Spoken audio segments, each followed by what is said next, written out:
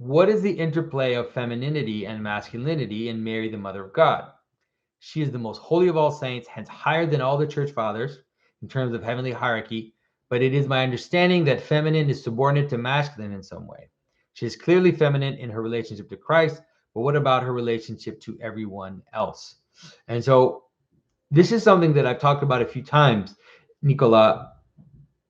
The way of understanding it, the idea is to understand that you can understand it as masculine, feminine, as a basic heaven and earth, right? So above and below.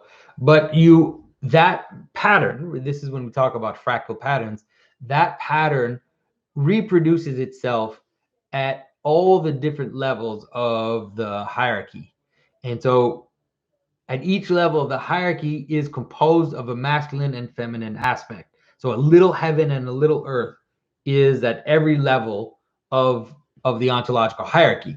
And at every level of the fractal structure of reality. Okay, so you could subdivide all the different levels of reality into other different levels, and then again in that you also have this reproduction of this pattern.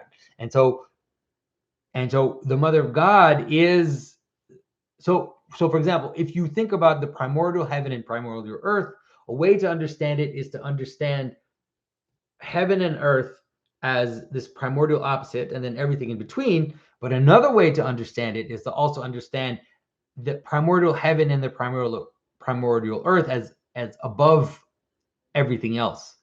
And so the Mother of God, she is feminine, but she is the highest feminine. She is the cosmic feminine, you could say. And so she is above us and she is higher than us on the hierarchy. And there is a version of the hierarchy of something above you in the hierarchy, which is feminine. And if you have a mother, you should understand that your mother was feminine and was also above you on the hierarchy.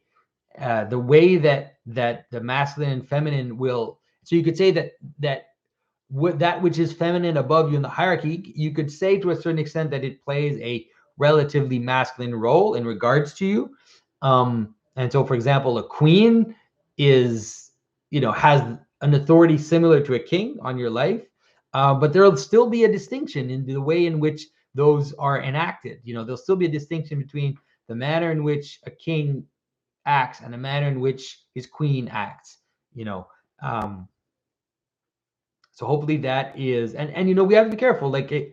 We have to also be careful not to think that there isn't an aspect of the feminine which is, not which that the feminine can't be a kind of tyrant or can't be an extremely authoritarian figure. Of course that can happen.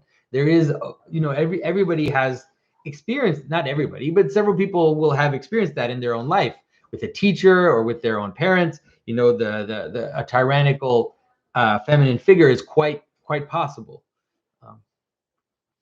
And it really comes about, my brother Mathieu always talks about how when you start with symbolism, you need to kind of master the basic categories, right?